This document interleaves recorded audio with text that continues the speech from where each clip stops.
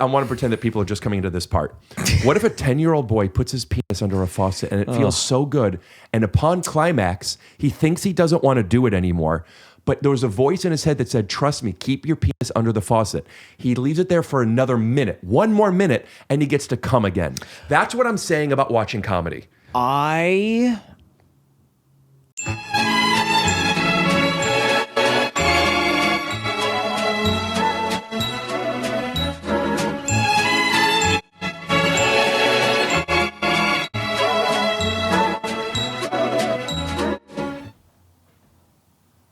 Set timer for 45 minutes.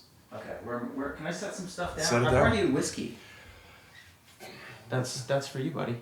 Are you a whiskey drinker at all? I'm not a drinker, but I would have a drink. You can regift it. No, I'll keep it. That's my whiskey company, so I thought Yeah, let's do it. I'd, Are you going to want to have a glass while you're here, or is it too early in the day for you? maybe a little too early. Maybe. We'll play it by ear. Where am I eventually going to go? You're going to go here. I just want to keep Here? keep everything on the blankets or the tray. Okay. And other than that, make yourself at home, Glenn. All right, man. All right. I'm going to use the All the way bathroom. down to the right, and then you'll see it on the right.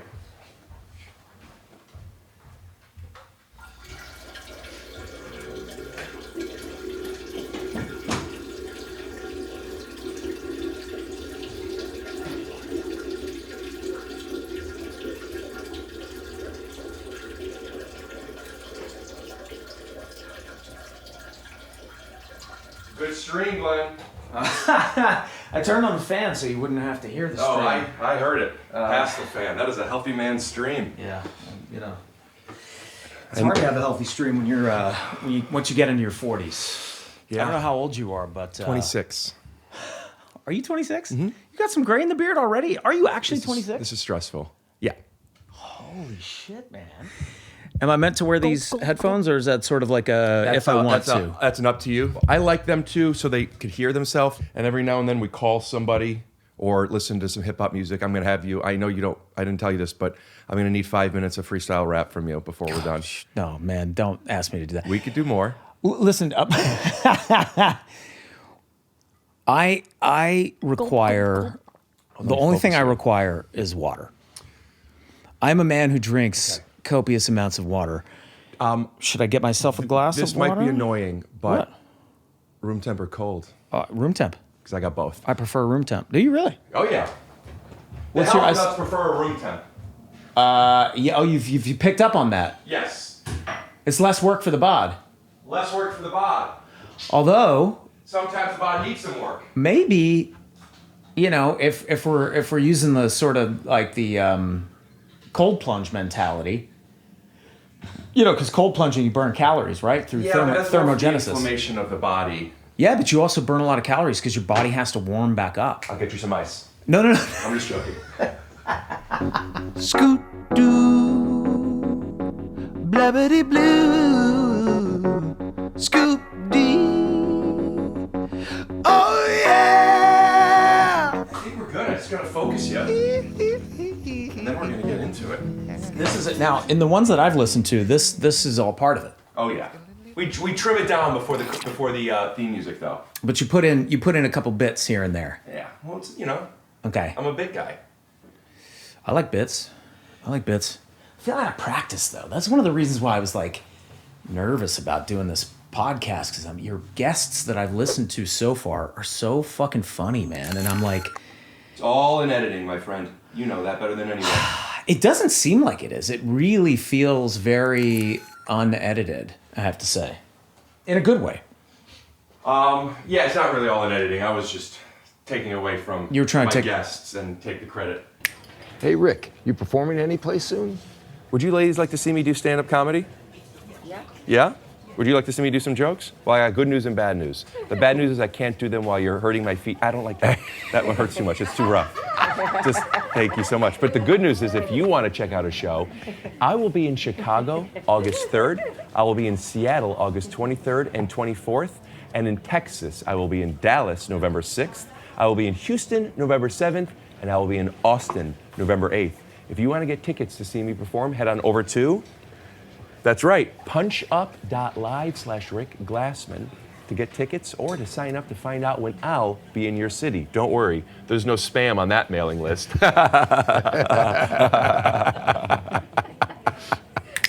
This episode is brought to you by Helix Sleep. Oh man, this is a nice massage thing. I need that too because the other day I didn't sleep on a Helix mattress, and boy am I tired. Visit helixsleep.com/TYSO to receive up to 30% off all mattress orders. And 2 free pillows. That's helixsleep.com/TYSO. This is the best offer yet, and it won't last long. With Helix, better sleep starts meow. Well, there's this weird thing. I'm not I've been doing obviously a comedy show for almost 20 years, but I'm not a comedian and I'm not a comedy guy and I have no background in it.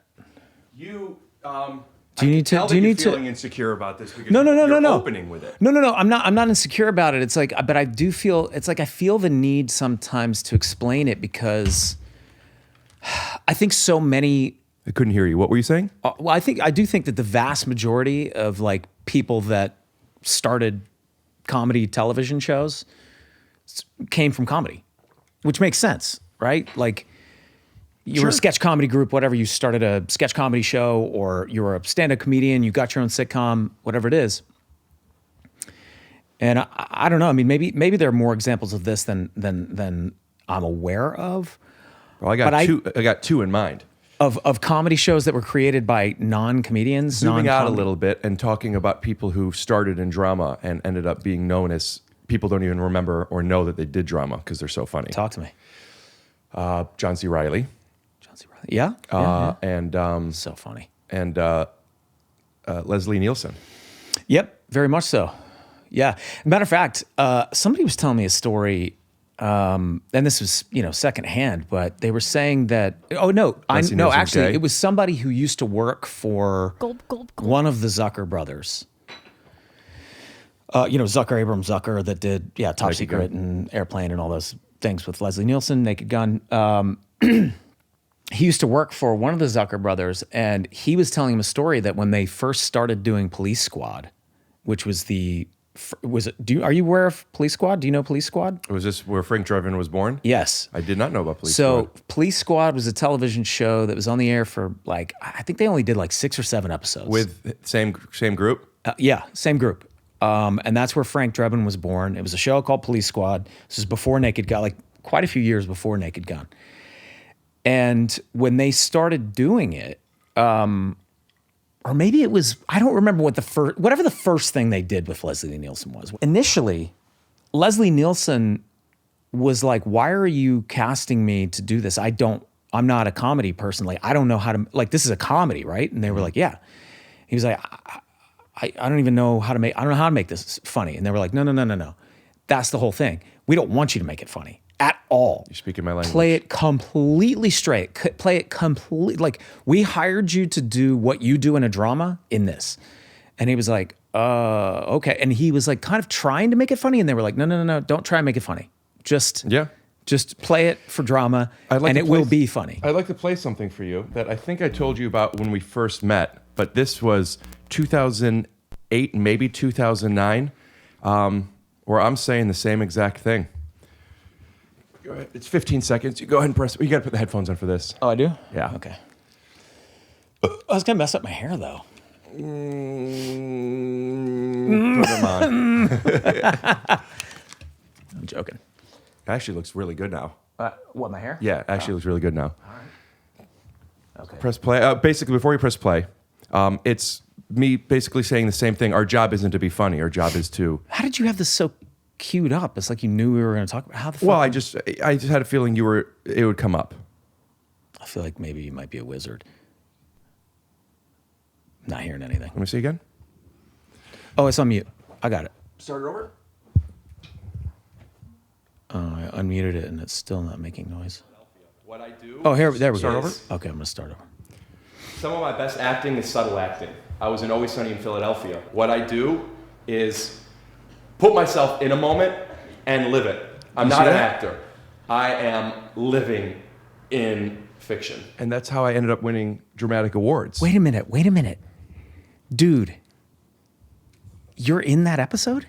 That's the Christmas special. Yeah. Oh, I know. Yeah. When I first moved out here, I I was doing wait. background I gotta work. see. Oh, there. Look at you, you little baby Rick Glassman. That's crazy. Look at you hamming it up in the back. Check this out. Hamming Let me it tell up. you something about that. You're going nuts back there. Because my job. We might have talked about you in the editing room. Like, who the fuck is this clown? Let me tell you something. Okay. So first of all, yes, of course I was hamming it up. I'm new here. I'm excited. I'm on camera. I want to be seen. I didn't really have the foresight of knowing I'm going to be ruining a take. It was about me experiencing something. I didn't understand that, right? That being said, there were other extras who had been doing this longer than I that were giving me shit. It's too big. And like the extras were telling me. Yeah, One of the AD or whoever was working with the extras said to everybody, hey, everybody, this is a party. People have been drinking. And he pointed to me. Do you see how he's having a good time? Oh. More of that. And the confidence that gave me, because I don't know you, but I feel like you are this. You're always right. You know when you're right. I know when I'm right, but I'm definitely not always right. Then you're not like me. I am. You're always right. I've been wrong. I've been wrong like, I think around 8 times. Okay. This was one of those moments where I'm like, this is, I know I'm hamming it up. And I also was missing awareness, but like, we're at a party. I'm allowed to do this here. Yeah. Anyway, so if you guys were talking about me in the edit, then fire your AD. Well, I don't know that we were talking about you in the edit. And I was just kind of giving you shit, but Please say you were talking about me in the edit. it's possible. It's possible. I tell you who we were talking about though. The guy in the foreground who, and God bless him. I love that you remember this stuff. Oh, buddy. This is 16 years ago. Buddy. I remember. I was 8 at the time. 10. God, you've always looked old.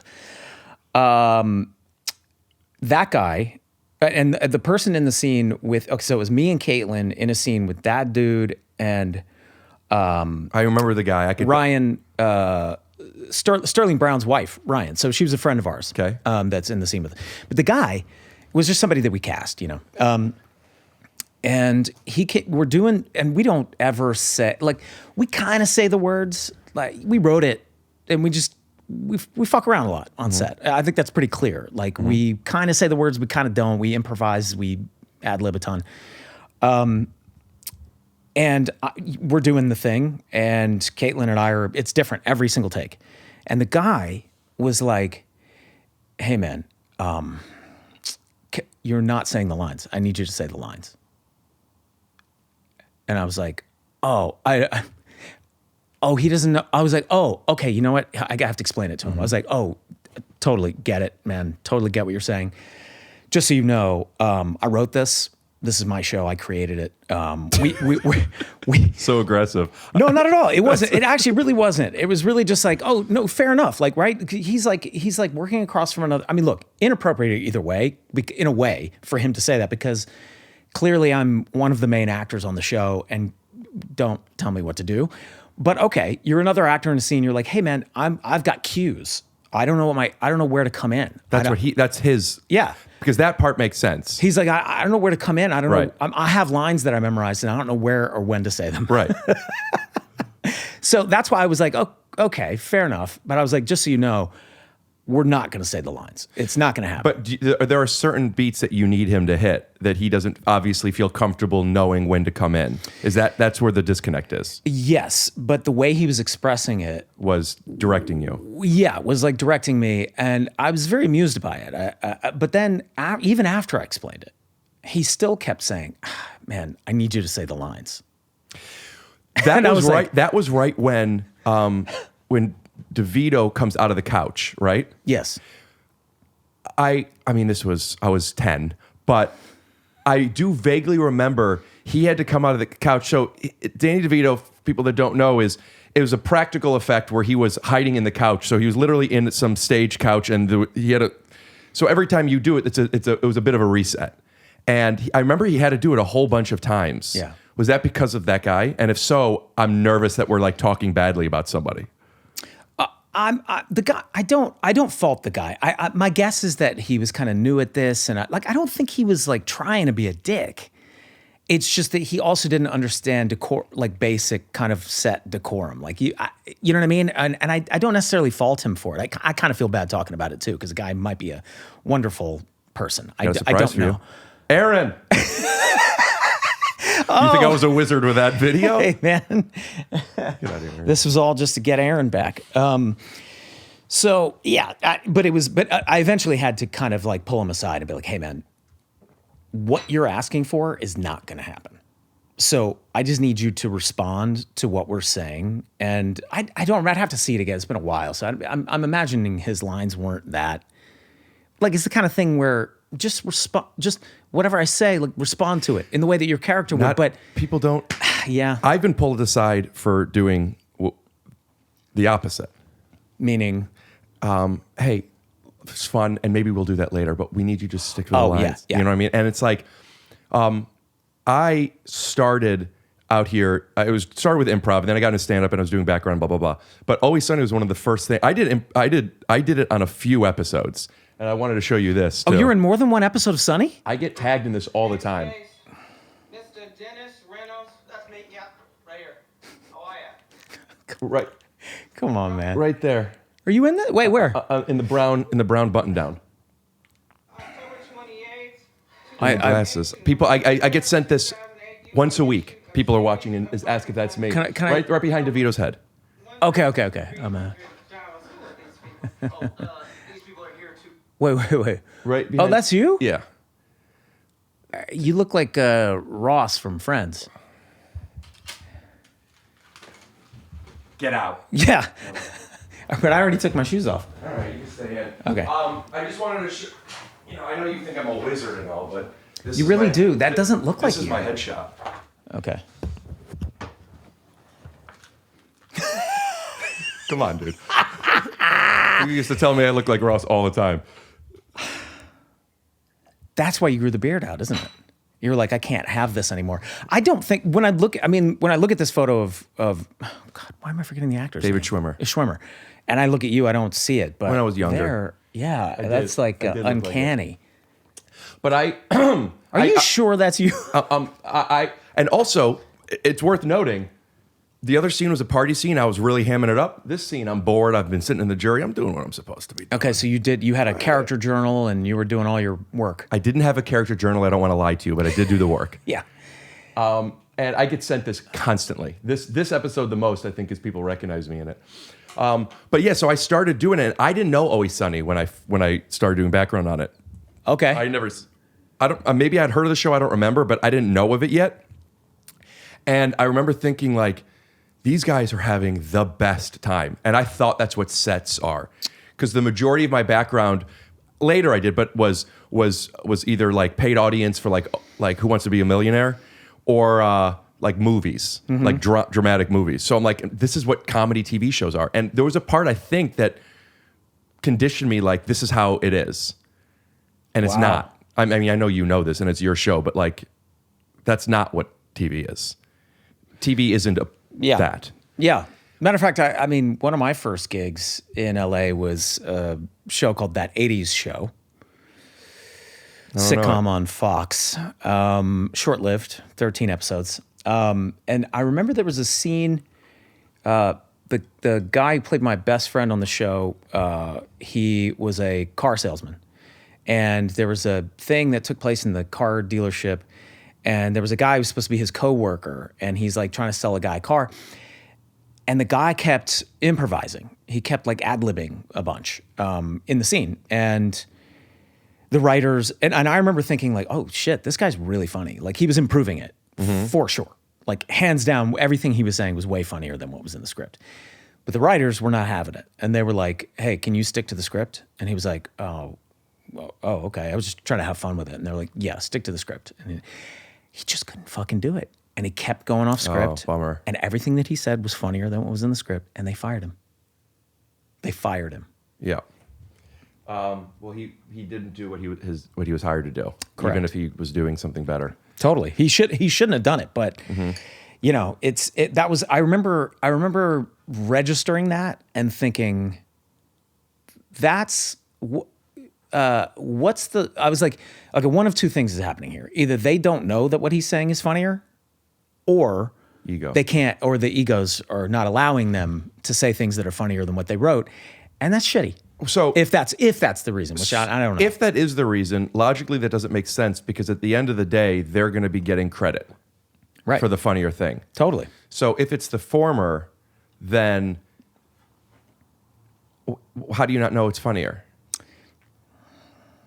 I don't know, but you shouldn't be in comedy if you don't recognize that. Or look, I mean, everybody's got different taste, right? Like I think shit's funny that other people don't think's funny. Yeah, I mean, I know. I had this talk. I don't remember on what podcast. It was over a year ago. I had this talk with somebody. Maybe I remember. If so, I think I could swipe. We don't need to swipe to it. I don't believe that comedy is as subjective as people say. It's like attractive. Like beauty is subjective. Yes, everything is subjective. But a good jawline, a nice heavy pair of tits, and a fat ass, that's sexy. You know, there are some guys and some girls you look at like, that's a good looking person. You don't have to say, that's not my type. I'm not attracted to that like I am this. This is a beautiful person. Relatively, this is an ugly person. This is a funny thing. I don't buy it. I don't get Really? that. Yeah. I actually agree more that maybe comedy is less subjective than people make it out to be than beauty. That I can understand a little bit more. I mean, that's just been demonstrated throughout my life. I feel like where certain people are considered attractive, and I'm like, I don't know what you're talking about. Right.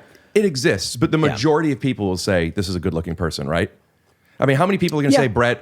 My mom has said, maybe I shouldn't say this, but my mom says, I don't know, Brad Pitt doesn't do it for me. Like, Mom, I hear you. I hear you. But that's you can, I think maybe what you're saying, and I agree with this, where there's oftentimes where like there'll be somebody who's considered extremely attractive, like a celebrity or something, and I'm like, they don't do it for me. But I recognize that they are objectively good looking. So and that's what you're talking about. So if somebody doesn't like broad, silly comedies and wacky energies, maybe Dumb and Dumber's not for them. But anyone that says Dumb and Dumber isn't funny, okay, I mean, what are we talking about here? Right. You know what I mean? Right. When you do Always Sunny, and I learned this I started watching your podcast when I realized you were coming on mine. I don't really listen to people's podcasts. And then I listened. I don't either. I listened to yours because you're going to come on. And then I was just started, like, I loved it. And you guys don't do it anymore? Yeah, it just became, you know what's interesting? We were our podcast studio was from here. We'll bleep that. Yeah, can bleep that. Why? Do people know where you live? It's okay. We got rid of the podcast studio. It just became logistically difficult to get the three of us in a room together, and we didn't want to do it on Zoom. Yeah. And we set it aside for a minute, and then a minute became months. Well, the dynamic between you guys is awesome. And that's why I brought it up. And I could see that you guys probably do this in like the healthiest way. Yeah, we do. We definitely do. And I would say, we butt heads. And, but yeah, I would say it is a healthy butting heads. And sometimes it gets, I mean, there've been plenty of times where it gets contentious. Mm-hmm. But and that's something I had to work. I was brought up in a household where conflict was not expressed in a healthy way. Military, right? Yeah, my dad was Air Force. So you were all over. You were born Japan? Born in Japan, yeah. Lived mostly overseas until I was about 10, and then we moved to Alabama. And it wasn't that it was expressed in a negative way. In other words, there wasn't like a lot of yelling and screaming or abuse in my house. There wasn't any really. But healthy conflict resolution was not modeled for me. I saw, I don't know, I don't remember if I saw it, I read it, or somebody told me, but it made sense. As parents, it's how important it is that when you fight in front of your children, typically you make up behind closed doors. And even if you do, that's fine. But to then react it in front of the kid. Correct. And like let them see them make up. I'm like, wow, that makes so much sense.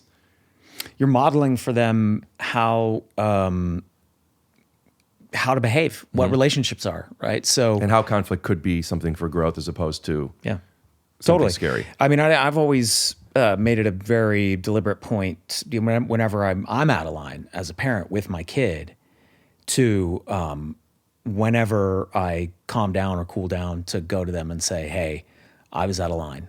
I apologize. We'll cut to a clip. Of me being out of line? Send me something. Of me screaming at my kids. Yeah.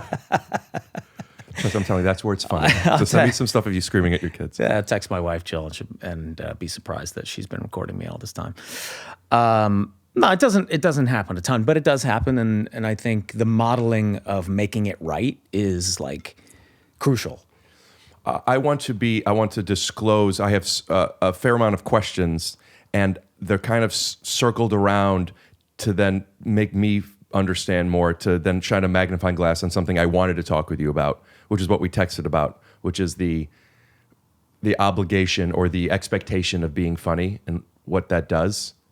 And before getting to that, I want to kind of better understand the dynamic of how I know you best, of being so funny and with these other people.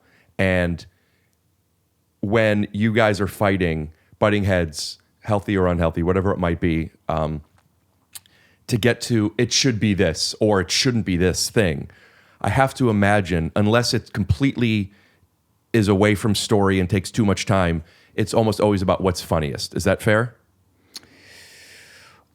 Yes. I early days, I think egos came more into play, where it would start about, I think it should be this, and somebody else says, I think it should be this, and then an argument would start, and then... Do you have any examples you could give me so I could, like, while you're telling me this, I could actually picture it? Of something that we actually fought Yeah. about? Oh, boy. I'm so bad at that. Mm-hmm. I'm so bad at that. I can't... Don't then. I don't Keep going. retain that stuff. I don't retain those specific things like that. I wish I had something for it. Maybe something will come to me at some point while we're talking. But what I'd say we got better at through the years was recognizing when as an individual we were fighting for something because our egos wouldn't let it go, versus I'm still fighting for this because I really do think that it is the best thing. Fighting the problem instead of fighting the person. Yeah, exactly. Yeah, that's a good way of putting it. So I have to, in my relationships, I try to check in with that. Like, are we fighting each other, or are we trying to solve this thing? Yeah. And it's like, oh, I think I'm just mad at you. And it just helps it kind of, anyway. And is that something that you've worked on, or something that comes naturally? Very much. To you? Sometimes I'll even like, Gulp. I came into some self-awareness about 7 years ago. And since then I've started to really value tools. And like, it's helped me supersede the ego, because maybe it's also feeding it in a way, because it's like, I honestly see it as making me better. I'm not saying I am becoming, I mean, yeah, I'm growing. We all are. I mean, at least I think we should be. But like, there are times where like, there's something that the information is more valuable than the value I'm putting on it for me. There's one specific example when I realized this. I was on a date, kind of. I was out with some girl a while ago, and we went into a Target, right? We were driving around, and then we didn't want to go home yet, and like, well, do you want to go to Target? What? Yeah. We can circle back to that. Okay. I love it. So we went into a Target, and I'm doing bits in the parking lot. And the bits seemed to be working. Hell, she wanted to go to Target with me. Yeah. She wanted more bits. She wanted more bits. Yeah. And I was going to give them to her. Okay, so we go into Target, and I'm continuing the bits, and she goes, shh, while we were in there. And immediately... Fully shushed you. Like an aggressive one, just shh, like that, right? And I'm not saying right or wrong. I'm just saying that in that moment, for whatever reason, and I was also like learning some stuff about myself, the first thing I thought was, oh, am I being loud? I didn't know I was being loud. Whether I would agree that I was or I wouldn't, like, it's fine. I didn't realize, she obviously thought I was. Yeah. So she can't be wrong. Oh, thanks. I didn't realize I was being loud. That was my immediate reaction. And she goes, it's fine. And upon reflection, it was like, not that I was going to like yell at her, but like that could have like really turned me off of her. Yeah. And I'm sure if that continued, I could say, hey, just so you know, like, I don't know when I'm being loud. Could we find some type of a shorthand where you could be like, you're being a little loud, instead of like, you know, punching me? Yeah. But like, it was just information. That was also at a time where this stuff was new to me, where like, I need the information. Like, I would go into, still in certain types of relationships, not even intimate ones, in certain meetings of people, like if we were going to get high, for example, I would let people know, hey, when I get high, I get very silly. I like warn people. you gotta you gotta let me know. Give me the benefit of the doubt one time and say, Rick, it's too much. After that, I feel like I've heard you talk about this before. Do you struggle missing social cues sometimes? I think I'm really good at them now. Well, yeah, I used to. I used to, and I still don't pick up on them too much indirectly, but I do now. I have gotten really good at noticing an energy shift. So like, I don't know what happened, but I know I'm missing something. Mm-hmm. So I could then figure out, oh, I probably did this, or I could just straight up ask somebody. Right. I got pretty good at that. Well, I found it fascinating, and I loved it. I think you maybe saw something on my Instagram, on one of my pinned videos. It's possible, but I noted when you and I had our first text exchange, when you were texting me about coming on and doing the show, there was a point at which you had texted me and I didn't text you back for like quite some time. Mm-hmm. And it was just an oversight on my part, not a diss, not an avoidance, just, busy life, whatever. And it just got away from me and I forgot. And then it goes, and then it ends up like way down on your text and then you forget it's there, whatever. And you texted me, you were like, hey, is this like, do you not want to do this? It's fine either way, just let me know. Because I'd love to read the actual text, but you're like, because I'm not good at reading into things or something, or like, I don't want to have to try and interpret your silence. There's also for context to that, this wasn't like, hey, I got your number and I'm asking you on, and then like, you're like not answering me. You said yes already. Right. So once that happens, I'm like, okay, it's on. So you said you wanted to do it. I messaged you in January with some availabilities, and I didn't hear back. Middle of February, I messaged you. I said, how about March? And then I didn't hear back. So there were two, yeah, okay. There were two times. And then April. By the way, I get it. This is a tough part of my job because like I separate myself, I need to like comedian Rick and producer Rick. And then this is like producer Rick stuff where it feels very high school. I don't want to annoy people. I don't want to be asking people for things too much. If I'm not included, I don't want to just show up to a thing. You know what I mean? Like it also plays into some childhood insecurities, but also I also know this isn't personal. I don't know this guy. He probably forgot. But all of these things I don't have this information. So I wanted to like, now this is my fourth time or whatever. So I wrote, don't want to bug you, but I do want to follow up unless you aren't interested anymore. If that's the case, I will understand and stop with the follow-ups, but I would ask you to tell me directly, please, because I'm not good at taking the hints. I loved it. Rick, I was like, this guy just gained the utmost respect in my book. I'm feeling very emotional right now. Are you actually? Mm-hmm. Because I get shit for it sometimes. No. I find that incredibly, incredibly refreshing. I think most people would take it personally, which is understandable, and would go and would just like infer. They would either be aggressively angry about it and be like, "Hey, man, fuck you, dude. What the fuck? Why aren't you answering?" or whatever. Less so, though, or more often, it would just be like I guess this guy just doesn't want to do it. He doesn't want to talk to me. Which might be the case. Which could be the case. But I don't know. But you don't know. Right. And so but I love that you texted me that and just asked me straight up, just let me know. Mm-hmm. Just tell me. I'm cool either way. Just tell me. Don't just not tell me. So that's similar to the thing, which is like, I can't infer people's intentions. I could let them know how it makes me feel, but like, not if it's a new relationship. We don't need to fix anything. I just want to better understand. And like, I've also learned that people, I feel very comfortable expressing my wants and boundaries. And I think I think most people project that other people are as comfortable with those things as they are, myself included. Meaning I set a timer to take an edible for the next podcast. I'm going to take it soon. It takes an hour to kick in. Yeah, at least, right? 45 to an hour 15. Yeah. This episode is brought to you by Helix Sleep, says Hong. You know, if you can't tell, Dad and I, we like to relax. And this is part of our relaxation. But what would happen if we spent all this time during the day relaxing and taking care of ourselves with self-care and self-love, and then we went and we slept on some bullshit mattress? That's a bummer. So Yeah, don't mind us, Juan. Just walked right in front of the camera. go to Helix Sleep and take your Juan off. Take your 2-minute sleep quiz. Find out if you're a back sleeper, a side sleeper, a front sleeper, a firm sleeper, a soft sleeper, a hot any sleeper, everybody, sleeper. a cold sleeper. That's right. Right. Take your sleep quiz and they will mail the mattress to your door. Now here's the thing. What if you don't like the mattress? You're screwed, right?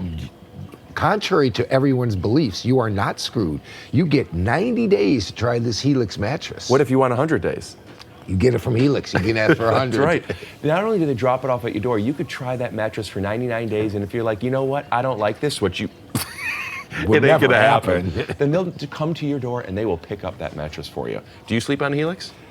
I've slept on a Helix ever since we started promoting them 3 years ago. Ladies, do you sleep on Helixes? Nice talking to you. Helix mattress is fantastic. My aunt has one. Cousin Teddy has one. We love Helix. And if you want to give it a try, go to HelixSleep.com/TYSO to get up for to 30% off all your- mattress orders. Plus, and 2 free pillows. that's right. That's HelixSleep.com/TYSO. This is their best offer yet, and it won't last long. With Helix, better sleep starts meow.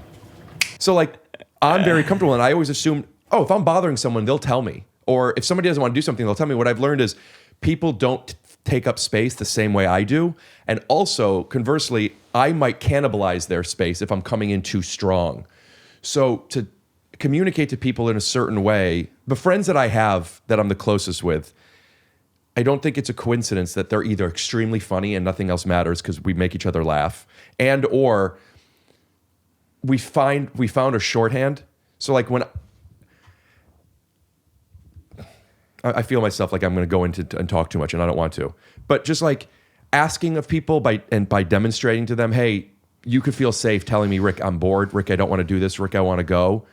It'll also make it easier for me to believe, Rick, I'm having a good time. I talk about this on stage now, so I don't want to reveal too much. But like for a long time, years, I wouldn't go on dates. And the reason I wouldn't go on dates, I'd already had a girlfriend. And then I didn't anymore. And then for years and years, I wouldn't go on dates because I was so scared to kiss a girl for the first time. And there's like, I talk about on stage all this stuff and I get insecure telling too much. But basically, the conceit is, how will I know if I kiss her she wanted to kiss me as opposed to she didn't want to have an awkward situation? And she wouldn't tell me. But by the way, I can totally relate to that. It's a hard thing to do. I more often than not, in situations with girls, obviously I'm married now and have been for a while, so this hasn't been a thing for a while. But when I was approach, that is the actress in that episode. I know. I watched that episode. But we were already dating actually when we shot that. He did it. Sometimes I feel like I need to let people. Oh yeah. Glenn did an episode that Dennis. We'll put up a picture so you can see the acronym. But the Dennis system and how you could attract a woman, and the woman in that was at the time I think your fiance, right? You guys were engaged but not married yet. Were we? Yeah, that's right. Yeah. That is correct. Yeah, we were engaged but not married yet. But there were many instances where girls actually finally had to say to me, "Hey, dude, are you ever gonna kiss me?" Yeah. You know what I mean? Or they would kiss me because I think it was a combination. It wasn't so much, I'll admit it was more of an ego thing, I think, for me. I was so afraid of rejection. I never wanted to have that situation where you try to kiss somebody and they, it's a little like, or even just like if I knew the kiss would be reciprocated, because you can get to a point where you feel that, or I could at least, I think. By going it's like a little this? like jumping. Yeah. Giving them enough time to go away. Yeah. Yeah, The right. hitch approach. Yeah. Because then you can, that's enough time for them to back off and you go. Yeah. Right. I was just simply adjusting my posture. I thought I had to sneeze. I wanted to sit like this for a while. Right. With my head jutted And forward. then you're hot. That's all. That's all. That's all. But I was a fear of rejection, but also like it's a little like jumping in cold water, which I also don't like. You know, it's like, oh, that moment where you gotta like, you know, and then once the kiss happens, then you're like, okay. You can tell if it's being reciprocated, and you know, you're like, okay, we're good. And we got past that first kiss. It's like jumping in cold water for the first time. When I started to recognize why I was feeling insecure and what I was projecting or what I was missing in other people, was when I started dating. And I went on a date with a girl, and I said, similar to how I messaged you, I was very nervous because I was driving her home, and I was curious, like, so if I can't find parking, that's the perfect situation, because then I have to, like, I can't get out of the car, and I'll just let her out, and we'll talk. But if I find parking, if I'm gonna park, it's weird if I don't get out. And like, if I hug her, do I take my seatbelt off? So like, I'll walk her to the door, and I was so nervous. And when I found parking, I expressed to her and myself basically what I was feeling at the same time, and I said, I don't kiss on a first date. And you said that? Yeah. And she said, why? And I took that as maybe I don't know, maybe either she's curious or she wants me to. Right. Either way, data, right? So I'm like, we could do what they did in Hitch, where I go most of the way, and she hadn't seen Hitch. I've never seen Hitch either. You haven't seen Hitch? No, I've never seen it. So I explained to her how important Will Smith is to me and all of these things for a little bit. And then I was just like, and I said what I said to you. I just don't know if you were to kiss me, if you would want to. So here's what I'm going to do. I'm going to walk you to the door. I'm going to probably do some kind of a bit. And then I'll text you tonight, and I'm going to ask you out again. And I had a great time. And if you want to go out with me again, I'm going to kiss you on the second date. And if you don't want to go out with me, I'm totally fine. I have no ego attached to this. I just want to make sure we're on the same page. All right, here's the deal. And she's like, okay. It didn't go over as well as... Yeah, here's how this is going to work. Yeah, here's what's going to happen. Here's what's going to happen. I'm not going to kiss you now because I don't kiss people on the first date. It wasn't as confident as that. It was figuring it out. That's very Dennis. That's very taking control. Yeah. You know, the deep voice, the chin back. Here's what's happening. All right, here's what's going to happen. Yeah. Could I pimp you out and ask you if this were an Always Sunny episode and that was a story point, and that's how you felt, but that your character had to do that?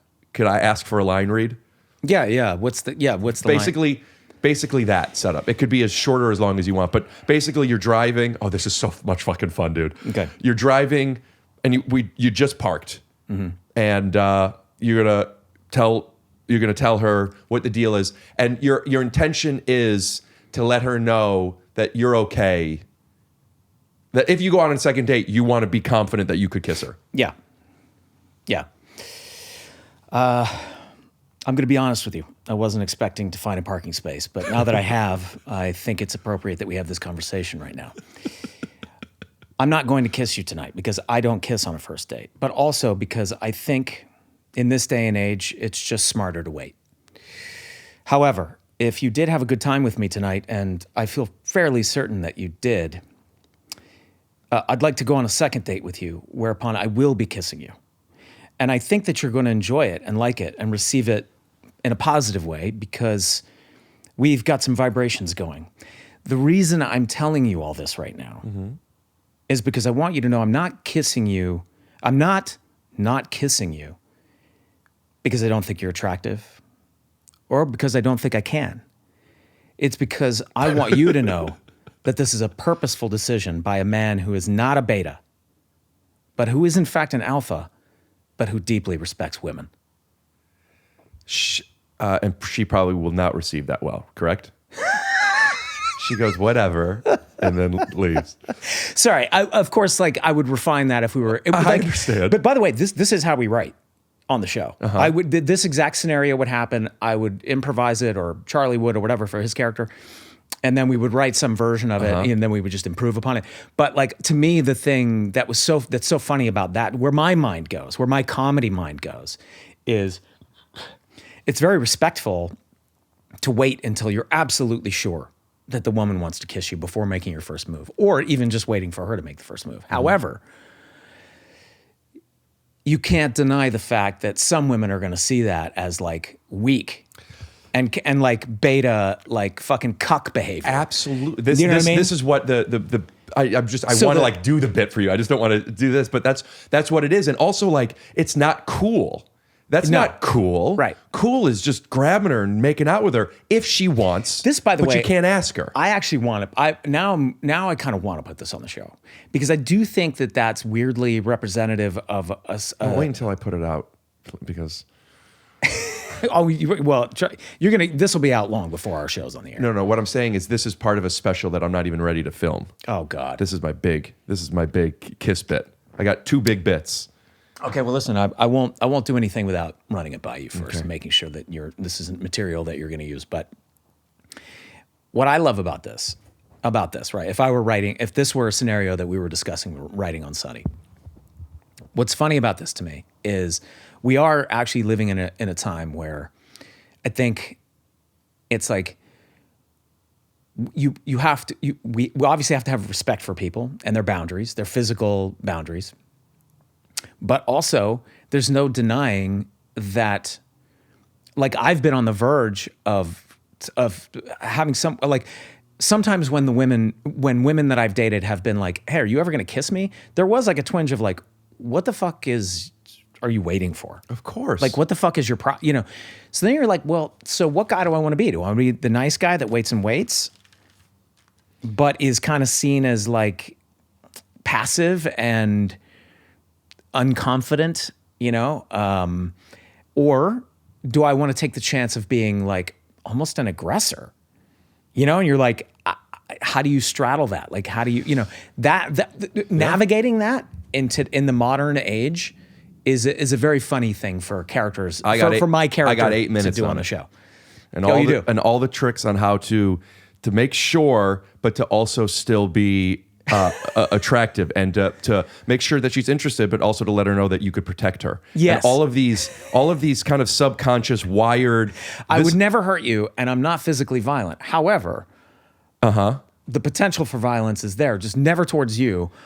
And I could also make sure that if this is something that you are interested in, once you feel safe enough with me, I am able to throw you around. Right. However, like it's this dichotomy of like what a lot of women want. Throw you around. But yeah, what we all want before anything else is safety, even if that's not a conscious thing.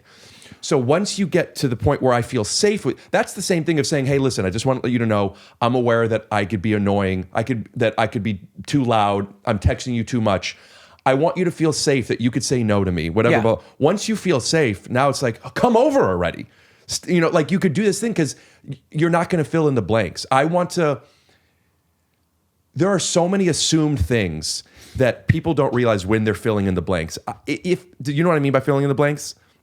Why did he do that? What did he mean by that? Yes. Those types of things. Totally. So I want to make sure that if I don't have an answer to this Mad Lib yet, that I want you to know that I'm aware that this is assumed. That way that we all know that what we're projecting.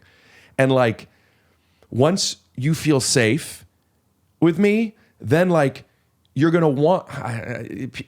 some women like an aggressive thing. Yeah, totally. But not from some stranger that they don't quite understand. You know what I'm saying? But once you're the guy that's like, I don't know if I should kiss you yet, she'll never see you as the guy that is going to be like, the cool guy. Right. Unless you follow the Rick approach. I don't have an acronym for it. Okay. But like, I put a lot of time into this. Wait, where did this start from? Why were we talking about kissing? Oh, being direct. Oh God, I don't That's know. why. Did it start? Oh yeah, it started with the text. Being direct. Yeah. Learning to be direct has changed my life for the better.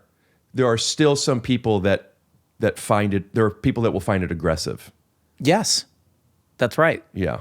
And you know what? Those are people that I think maybe I don't want to be that close to because I'm never going to be able to be fully honest with them or fully myself with them. Yeah. I think that, and I think one of the reasons why I found it so refreshing that you were that direct is because I seek that in my own life. I strive for that and I struggle with it because again, like I was saying, it wasn't Struggle modeled. how? Struggle being that way or struggle being received when you are? That kind of directness was never modeled for me as a kid.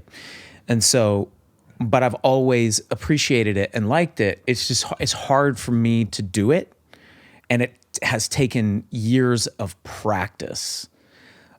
Working on It's Always Sunny has been great practice for being a better human being for me, because navigating the relationship between Rob and me and myself, Rob and Charlie, has been, I've learned so much about how to navigate relationships in general. And, you know, That's what I Rob- was seeing on your podcast. It just seemed really nice. Yeah, yeah.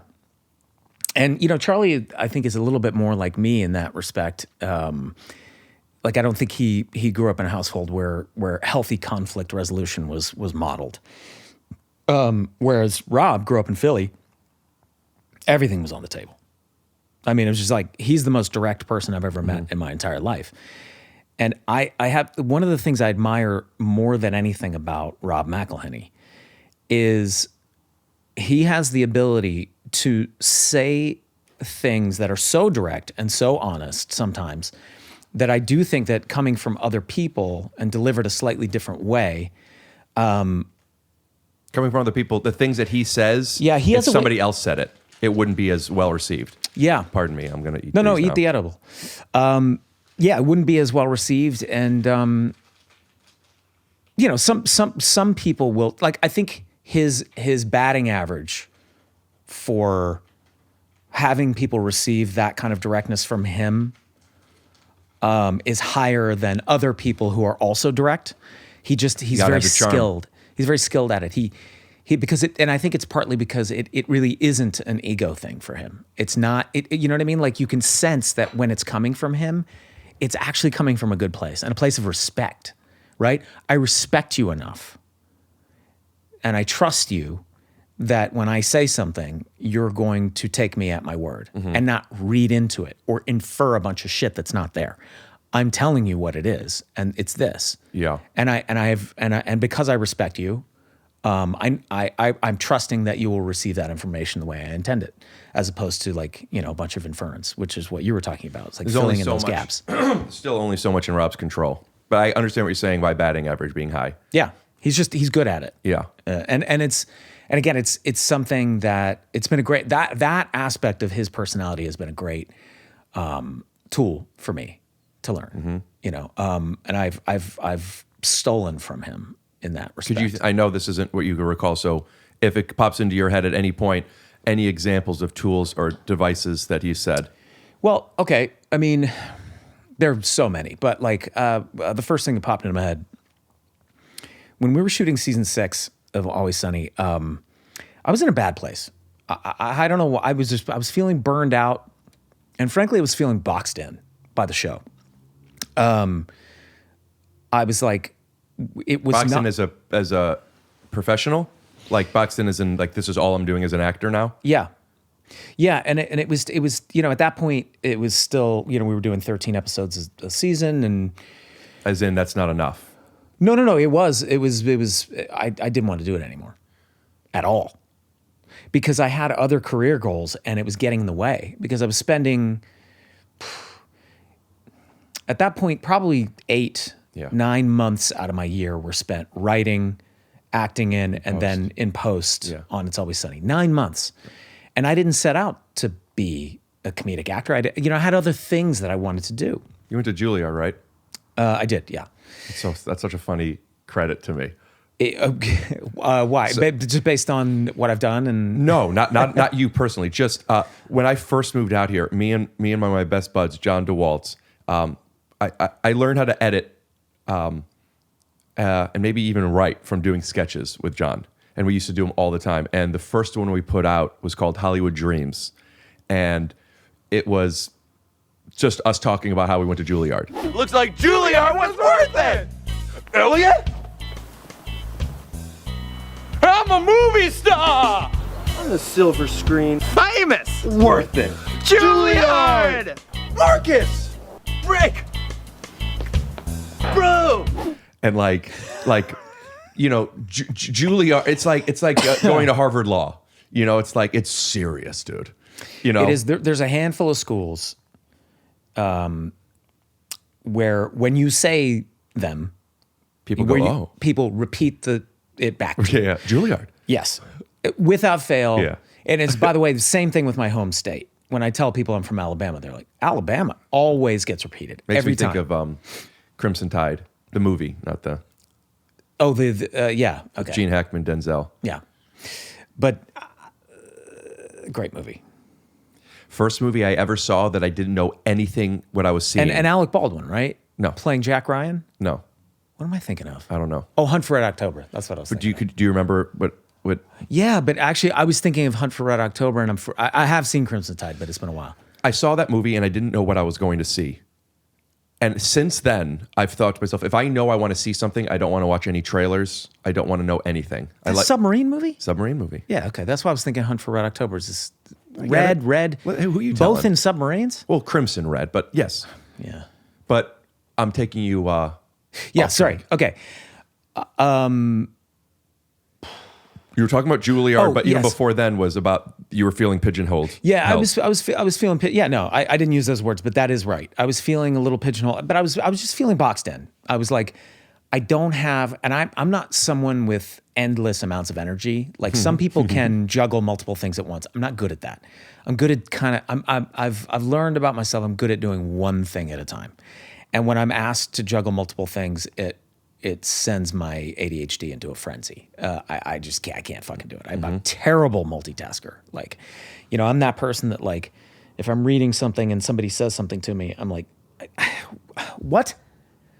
And they're like, oh, dude, sorry, man. I just wanted to ask you like the question, you know? And I'm like, I was reading something, and it could be like it could have been like something like relatively insignificant, but like whatever it is I'm doing, I'm like locked in. Yeah, I think that emotional reaction is based less on the other person's intention and more on like, it's frustrating to be taken out of the world that you're so focused on. Yeah, yeah. It's like being woken up. That's Like, exactly what it is. I connect to that. Yeah, it's a jolt. Anyway, so I was just, and I didn't realize that, and you and I talking about this on the podcast, my moodiness is something I really, really, really struggle with and have struggled with since my early 20s. I don't know where it started. I was not a moody kid at all. I was a really happy-go-lucky kid. And then somewhere along the lines, I think it was actually while I was at Juilliard, I became a moody person. Juilliard will do that. Yeah.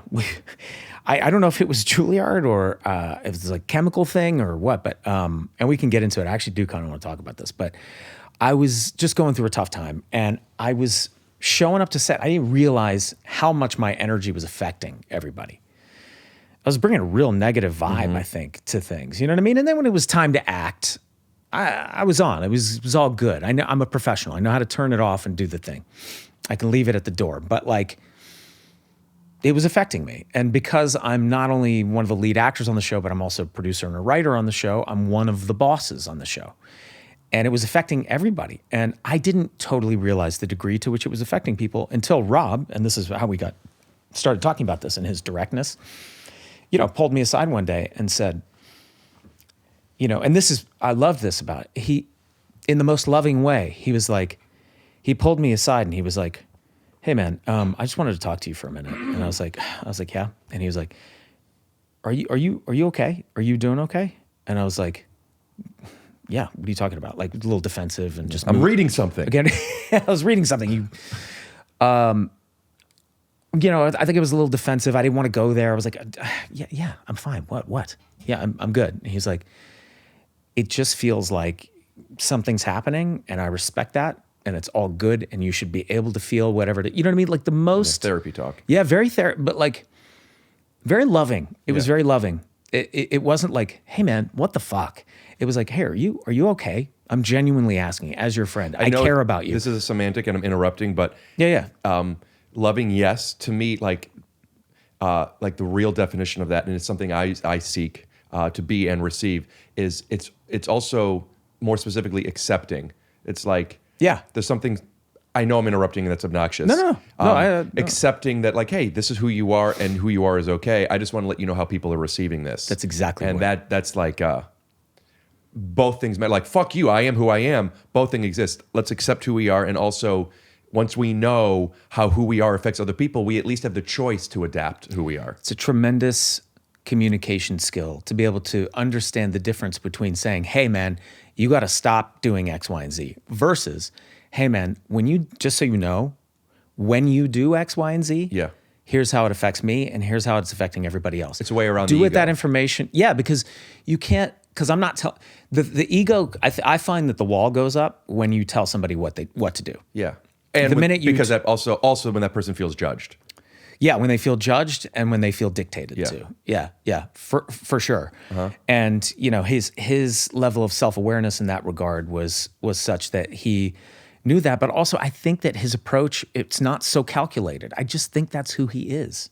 Now, he has been to therapy through the years, and as many of us have, as have I.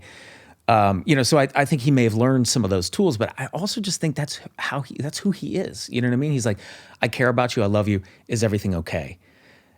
And then once we had that conversation, it was, well, just so you know, that feeling that you're having, while perfectly legitimate, it is affecting people. It is affecting people, and you should know that because people look to you as the boss, Right. and your energy is. People are scared. How did you feel when he said that? It did exactly what you said. It kind of broke down my ego. I cried. Yeah. I cried. Yeah. I got choked up because I was like, because it was an opportunity to actually connect with somebody about the thing that was bothering me. And, somebody was somebody was coming to me and being like, hey man, what's going on? And giving me an opportunity to sort of be okay with the fact that I was going through that shit.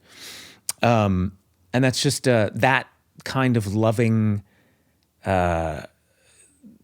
thing is just, it's very touching to me. And I am a very emotional person. It's funny because I'm like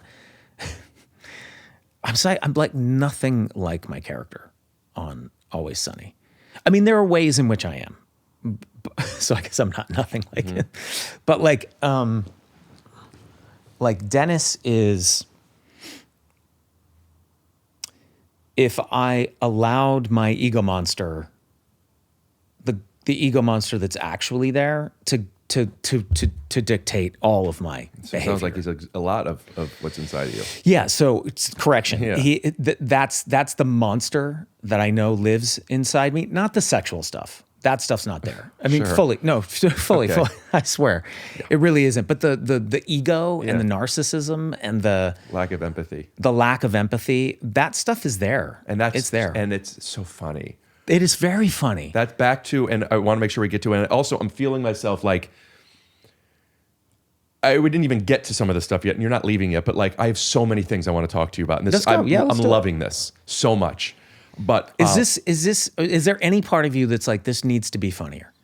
no, I'm just curious. This is what we talked before. No, I have That's not coming from a place of insecurity. I'm honestly just asking based on like what you like your show to be. I'm just curious. No, I don't even like when people call it a comedy podcast. I like to think that I and my guests are really funny.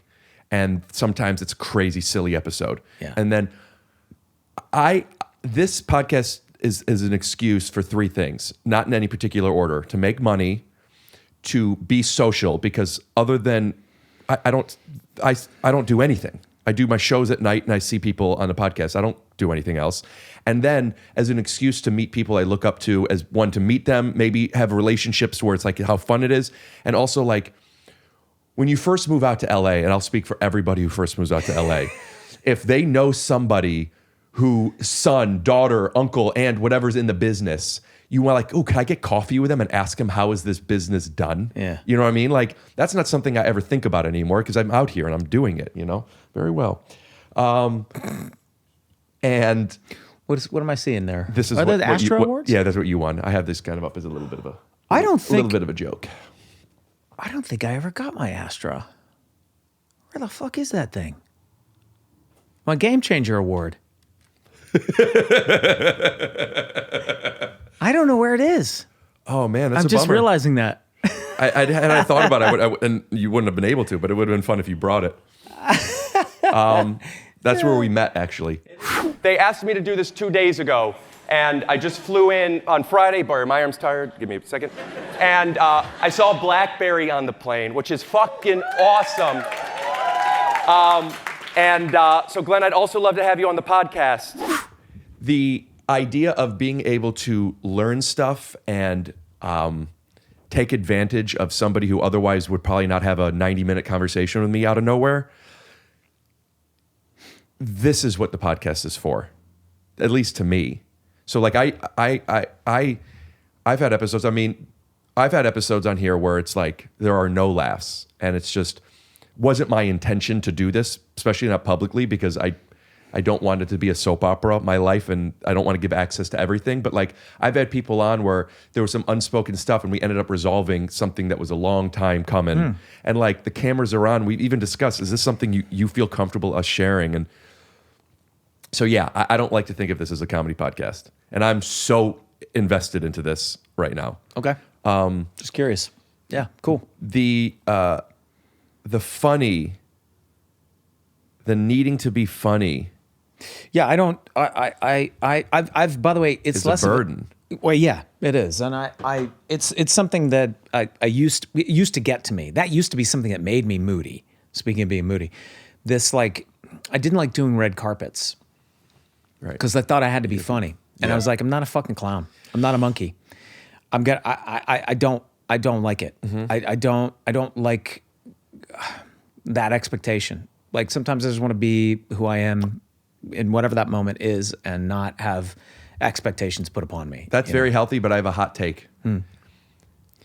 If you're not going to be funny on a carpet or one of those things, that's totally fine. Don't do it. Just don't do the carpet. This is my take. Well, It's I don't want to have to be funny. And if I'm in the mood, and I'm in the mood a lot, then do it. Anyway, what were you going to say? what I was going to say is when I let go of the thing of like, I have to be funny and just kind of realized I'm like, this, you'll get what I'm saying. It was the pressure to be funny that I didn't like. When given the opportunity to just be myself, I often am funny. Yeah. You know what I mean? And if I'm in a good mood and I'm in a funny mood, and I can usually get to that place on a red carpet, so I can do it, but it's almost like just a slight perspective shift. I feel that way on podcasts. I don't need to be funny. When it's something like that, I maybe I don't have the confidence of it. There's something about being genuine about the business to people who are asking you questions, not because they're curious, but because it's their job. And that's fine. That's their job. And that's truly no judgment on that. My job, however, isn't to invite you into my world with your curated questions.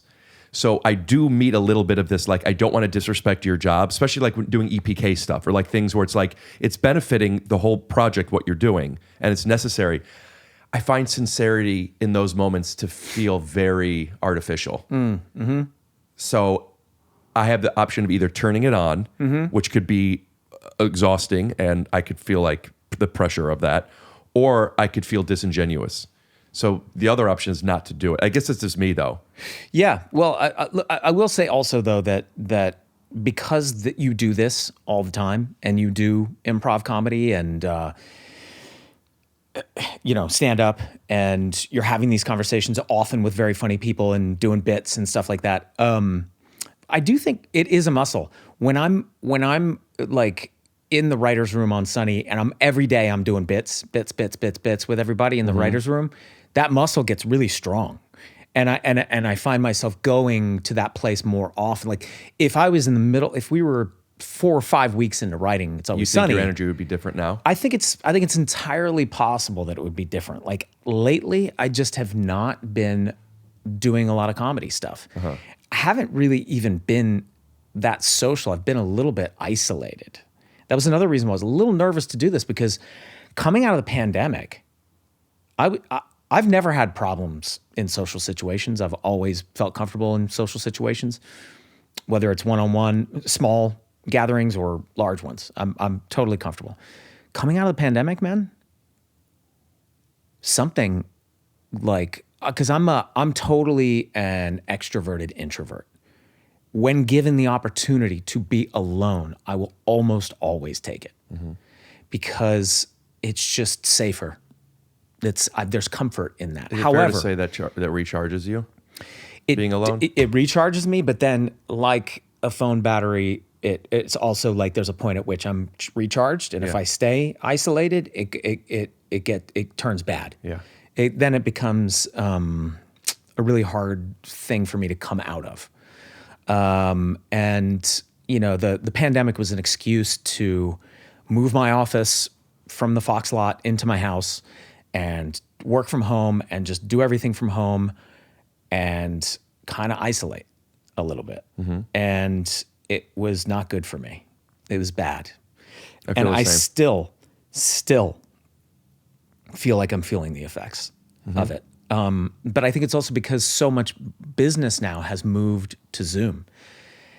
And even that, just, it's like it's not the same thing as being in a room with somebody. Yeah, you said you wouldn't do the Zoom podcast. A lot of people that have shows, New Girl, Workaholics, there's a lot of them. I think even Smartless, they're rarely in the same room, if at all. Yeah. I've had guests that I've been really wanting to have on that I would love to have on that would only do Zoom. It's like, I'm not going to do it. Yeah. I can't. Yeah, it's not the same thing. I mean, you can be funny and, you know, like, I mean, it's just a personal preference maybe, but Wait, yeah. I'm sorry. Go ahead. What? That's what Zooms are. Oh, yeah, yeah. You can't be funny on that. No, it's not the same thing, man. It's not the same thing. And I think I actually desperately, when I'm spending a lot of time around people, even though it's exhausting to me and it drains my battery, if I'm around the right people, it actually recharges my battery. What's right people? I mean, you know what I'm talking about. Yeah, because to me, it's very simple. To me, it's people that make me laugh and laugh at me. At least one of the two, preferably both. Yeah, Is that what it is for you too? pretty much. Or somebody that I can have like a really stimulating conversation with. Like I'm enjoying Sure. this conversation. You know what I mean? Like even though it's not like a laugh a minute type thing, there's an energy exchange, and I don't feel like this is draining me. I feel like it's Yeah. kind of invigorating. Oh, I'm glad, because I feel the same, but I'm also coming from a different place than you. I'm coming from a place of I would have loved to have had this conversation for a decade. So like this is just fun for me and very, very cool. But there is no faster way to connect to people than doing bits. Totally. Do you laugh a lot when you're not on set, but like when you're working and you're writing stuff? Does it fill you up? Yeah, I'm laughing constantly. My kids are funny. My wife is very, very funny. And most of my friends are funny. So like, you know, I spend a lot of time in my life laughing. The beginning of this podcast, you're talking about how like the job of like a lot of these dramatic actors was not to be funny, but to play stuff real. Is that your pocket? Because like your intensity is like my friend John, who I told you about earlier, who I did background work and did sketches with, and then one of my other best friends, Brent, who I'm recording after this. I told you, with Brent Moore and Adam Ray. We're gonna get stoned if you're up for even a couple of minutes hanging out, but game time decision. Yeah. We love Always Sunny, and without a doubt, if not the only, but 90% of the rewinds are from your line reads. And just like the way you say the stuff that's so intense, your job isn't to be funny, it's to believe that you're really feeling that way. Is there anything that you could talk on with? Yes. Very much so.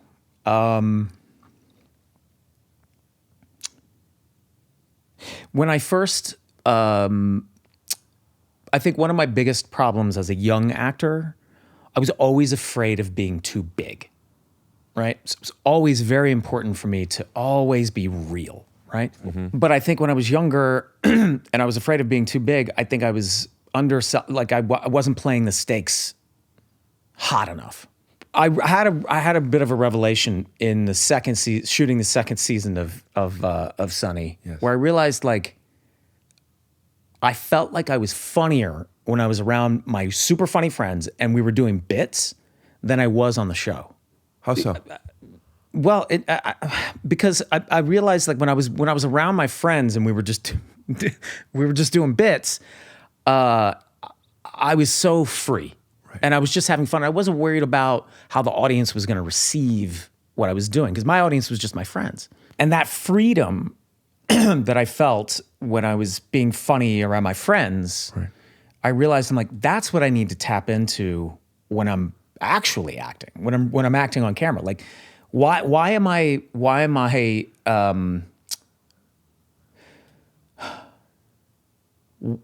doing one thing with my friends and one thing on camera? That doesn't make sense. Right. So I had a gut feeling. I was like, what I'm doing with my friends is funnier than what I'm doing on camera. Why don't I just do the thing that I'm doing with my friends and do it on camera? So I must ask you, what did you figure is the difference between working with your friends on camera and then your real life? Fear.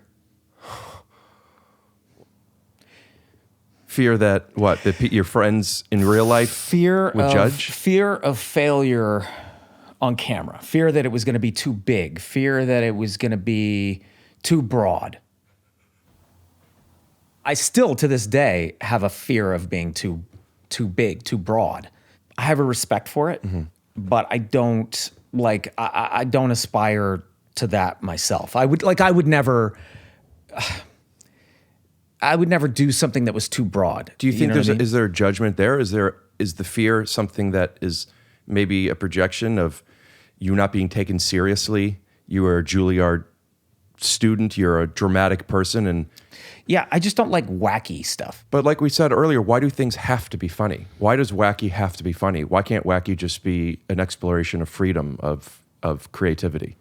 Well, I think that's what I realized is that if you're a truly good actor, like I'm never going to be wacky.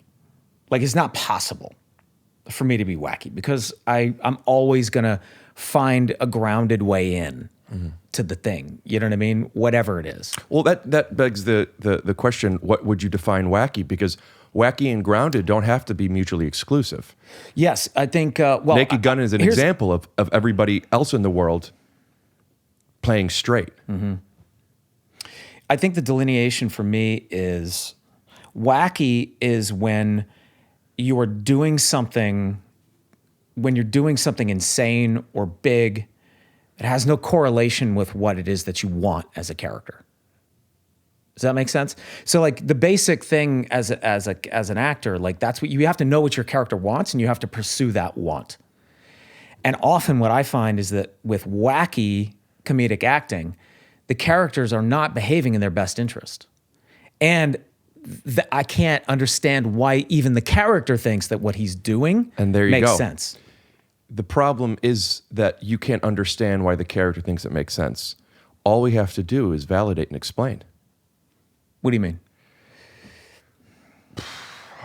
Well, sometimes we could be motivated by doing something wacky, and the intention could be wacky or big just for the laugh, and then backwards engineering, how do we make this still realistic?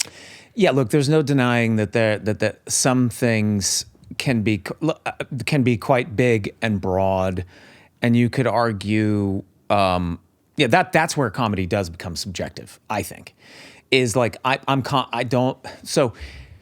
here's the basic tenet that we try to follow on It's Always Sunny, and I would argue that sometimes you kind of got to go for the laugh a little bit. Or there's a way to go for the laugh that to me is still funny.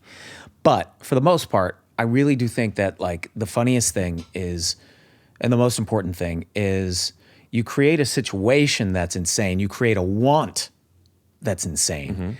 And then you pursue that want to the best of your character's ability. Yeah, right? top of intelligence. As hard as you possibly can.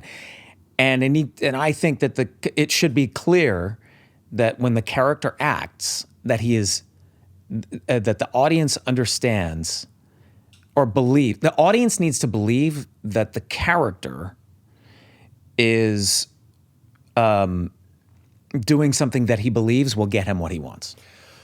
Does that make sense? So It's a religion to me. So and I see it in I see it in drama. I see it in comedy. Yeah. Where I see an actor make a choice or whatever. I see an actor do something, and I'm like, I can't understand why that character thinks that doing that is going to get them what they want. And that's where it loses. That's where you lose me. That's where it gets broad for me, is when I go, that was an acting choice that had nothing to do with pursuing the want of the character. Nothing. Yeah. So I think your job as an actor is, if you want to do something big and broad, you better goddamn well make sure that that could be interpreted as a desperate way of getting what you want. So that's my whole thing. Agree with you more. Now, I'm going to. I want to talk on that more, but if we're switching subjects, if we're continuing, then go. We're continuing. Okay. Now, I will say though that and this kind of goes in some ways against what I was just saying. This is the subjectivity of when is it still worth it? Yes. Yeah. For me, comedy, and even drama to a degree, but especially comedy, and this is for me, it's very musical. Mm-hmm. There's a rhythm to it.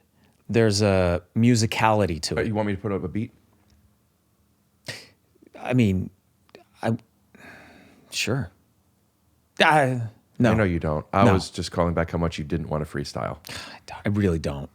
It's a vulnerable place to be. Oh, fuck it. Yeah, hell yeah, it is, man. I'm interrupting. That freestyle you sent me, by the way, was the one with Brent and Adam. Walking around with my daughter.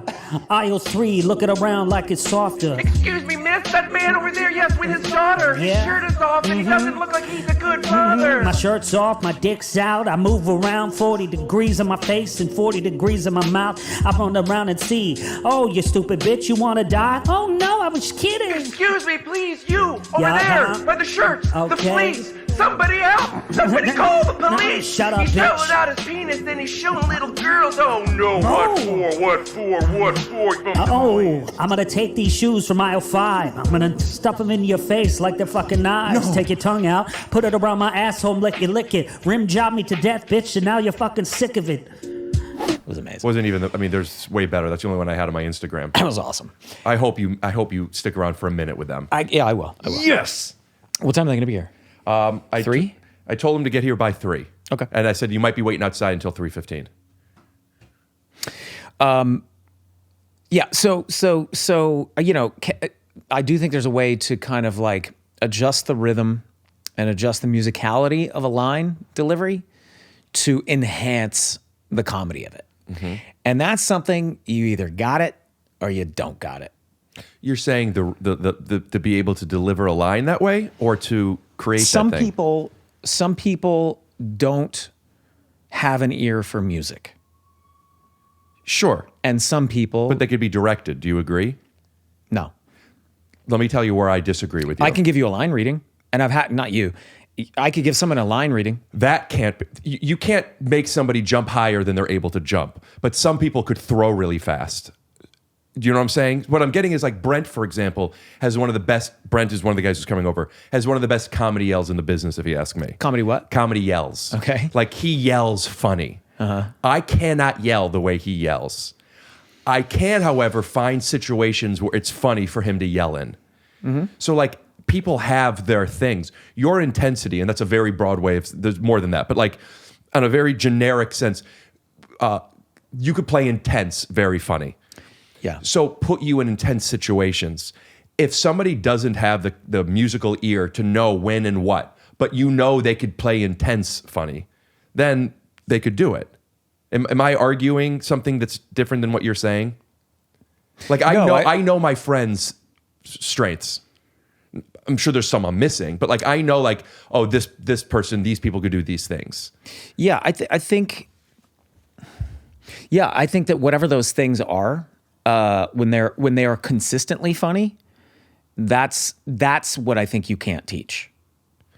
When they're consistent, when they're consistently funny at a thing, yeah, right. So like, I get this thing that you just said to me.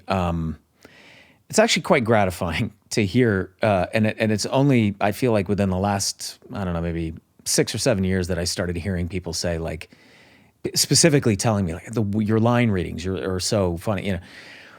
And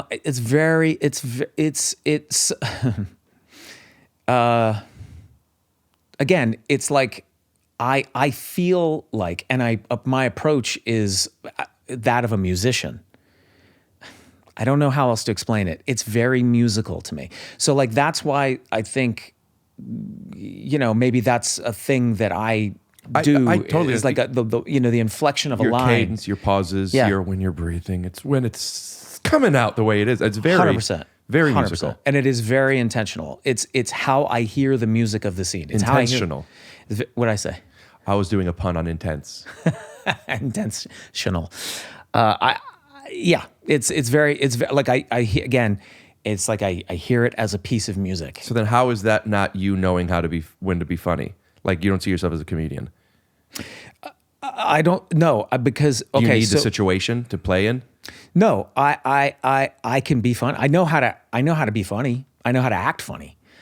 It was just the pressure aspect of it. It's just a million other things I can do too. Juilliard. And that's what I mean. I can do it all, baby. If you could do anything, is it BlackBerry stuff, which we haven't even talked about, which is so fucking good. Thanks, man. So good. I don't remember if I knew about the movie or not, but when I was first like, oh, I want to see this, it was a TikTok of one of the scenes in one of the boardrooms, and it was just a great clip that they like. It could be a trailer, that clip, whatever it was. It was me screaming. I'm from Waterloo, where the vampires hang out. Maybe I do remember that scene. I don't know if it was at the same. It's when what's his name? Sasha's character left. He was looking for the prototype, and you were stuck in the room by yourself. I don't think it was that intense of a scene. Who the fuck is Sasha? Not Sasha. What's the other guy's name? Jay Baruchel. Who was Sasha? What am I thinking? Sasha Baron Cohen. Jay Baruchel's character. He was leaving to go get the prototype, and he ended up not coming back. So you had to fill the that space. board, yeah. That scene. I'm like, ooh, what is this? This is about BlackBerry. And then I was just, it's, when people are around, I wonder if people think like, oh, you're just promoting something the person's on. It was one of my favorite movies I've seen it's an incredible movie. It's really well made. And there's funny moments in it, obviously, but like that couldn't have been, or am I wrong, as fun as actor only. Forget the editing, forget the post, forget all the bullshit. I'm saying you coming in as a performer and in between scenes as Always Sunny. It was fun, but not in the same way. There's nothing more fun than making people laugh, And we were, joking around. But like I did have to a degree, stay a little bit scary and standoffish, even when I was off, even when the cameras weren't rolling. Just to, you don't want to.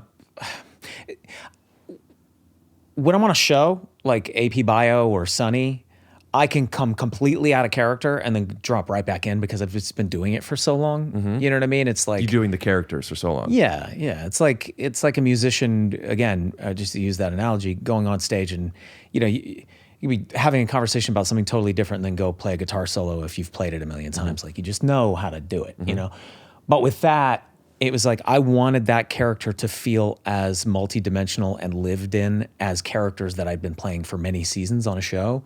And that just takes a little bit of extra effort, a little bit more staying in it than I'm accustomed to, frankly, because I'm used to just dropping right back into a character that I've played a million times. Right. Whereas with this, just wasn't that. But my question was because you jokingly said, but it was coming from truth of because I could do more things, I could do other things. Do you want to do those? Do you want to do those other things to prove that you can? To remind people or yourself, or because they challenge you in different ways? Because as much as I love and want to do dramatic stuff, never to replace doing silly and comedy. I am an actor, and I don't know where the impulse comes from. I don't know what it is, but I know that is what I am, like through and through. And I like such a wide variety of performance styles. And I just want, I think I want to be able to express myself in all of those ways. Like, I'm very much, I've made a couple jokes about this lately, but it really is true. I really do. I very much look forward to playing like an understated character who's like a good guy, just a good guy, like a nice guy, a regular guy. That was the kind of thing that when I was younger, I had no interest in and no idea how to play. Because I was like, it's a little bit closer to maybe what I am in real life. And I was like, I don't know how to make that interesting. I'm not interesting. Like, I need to like, it needs to be like, that's why I was always drawn to like villains and bad guys, because it really gives you something juicy to play, and you can put on a bit of a mask. And if I couldn't put on a mask, I didn't know what to do. Like, if it was just like, I remember in school, if it was like, okay, go play Romeo, I was like, I have no idea how to do that. No idea. It's like, don't even want to kiss a girl. You're just, let alone die for her. Yeah. I wouldn't die for some girl. Come on. Yeah. That you could play. Yeah, that I would play. Right.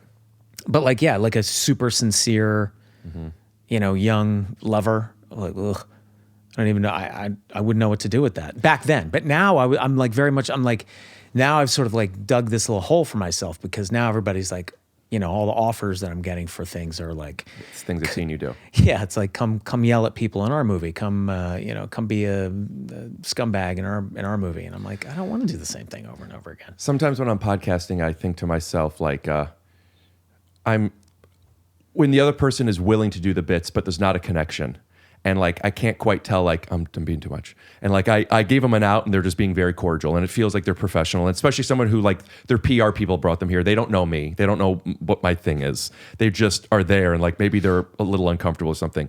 I then, in a way to satisfy what I'm assuming their assumptions are or wants are, and also for me to turn it into a bit, I will say, I actually want to try something.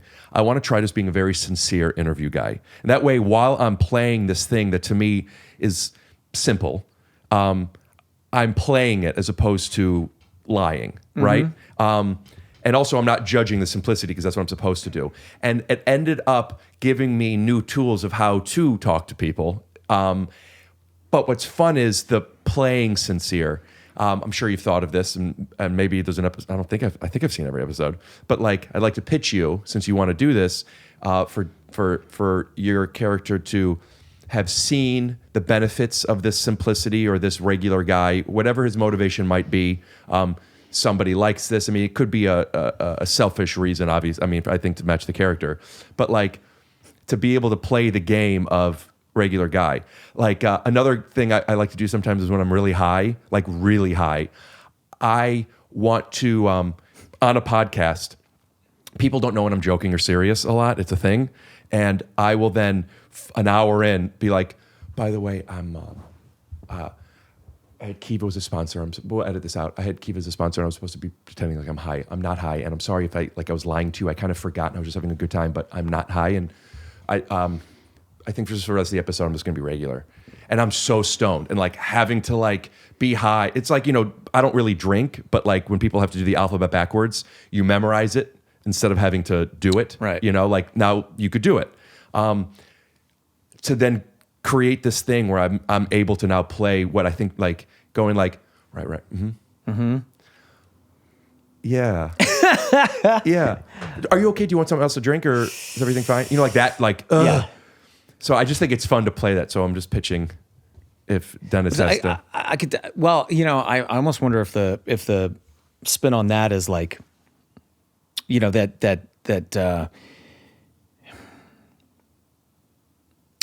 there's two ways to go with that. One way is that you're like, I want to see what it's like to be a regular guy instead of this exceptional person. Right. That I actually am. You know what I mean? There needs to be some level of delusion there. Well, then that game would then, your regular guy would also be so unexceptional, and probably heightening how unexceptional he might end up being a slow person by the end of it. Is that what, like, I don't know. Wouldn't that be the math of it? I don't know exactly where it would go, but I mean, I think maybe, because simple to you is the opposite of exceptional. I think it would probably lead to some sort of realization about who I actually am that I then have to squash and deny and You know what I mean? And Right. like, So you become philanthropic and you start to like Yeah. do stuff that's like you hated that other person. And then obviously by the end you have to go back to him. yeah, I have to go back. Dude, what? There are certain moments when I'm podcasting where something hits me, like a little combination of the chemicals in my brain, but also like the realization, this is fucking crazy that I'm talking to you about this. This is what you do is the coolest fucking thing. It's a top 5 comedy of all time. And I just am talking to you and you're like, I was just watching you close your eyes and like, what I would do. It's just so surreal to me sometimes. Like to have this opportunity to like, that's a Sunny episode. I could see that. Yeah. And I get to tell you about it and you get to tell me. It's just so cool. This is so fucking cool. Yeah. And you get to do that every year almost. Have these silly ideas and be fun and then talk to your friends who are so good at this thing and chisel it into a thing and then you make it. I mean, that's I always want to be an actor, but writing and directing stuff, like making my stuff, it to me is what I want to be doing. Yeah. And like what you're doing is, I mean, whatever. It's the top, and it's so cool to be part of this with you for a second. Yeah, I appreciate it. So yeah, it's weird because also I feel slightly disconnected from it because I've been doing it for so long that like sometimes I worry that like because I've changed so much, like I'm just not, when we started the show, it was like 20 years ago, man, like that we shot like the home movie that we sold and we shot the pilot for FX back in 2004. It's been 20 years and I feel like a totally different person. Perfect. Yeah, in some ways. How boring if you weren't. Yeah.